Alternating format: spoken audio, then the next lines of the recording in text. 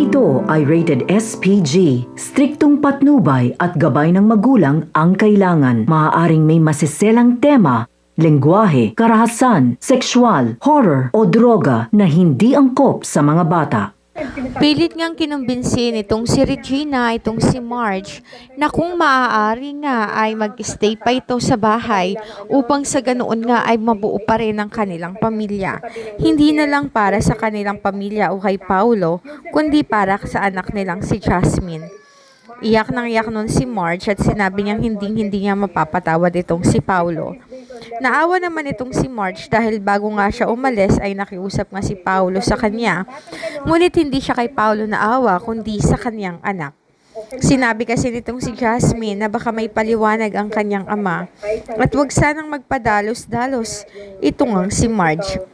Sinabi niya rin na hindi pwede na iiwan na lang nila basta-basta ang kanyang ama na si Paulo.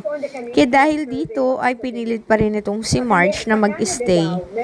Noong mga oras na yon, hindi naman mapakalitong si Edward at tinignan nga niya ang litrato nila.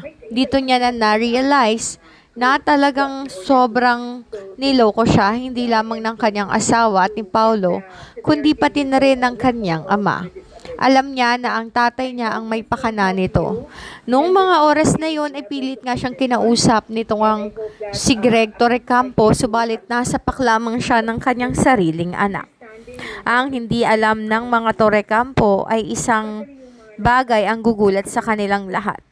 Nagising na lamang sila isang araw na itong ang kanilang mansyon ay nasusunog na. Wala silang kaalam-alam kung sino ang nasa likod ng nasabing pagkakasunog ng mansyon.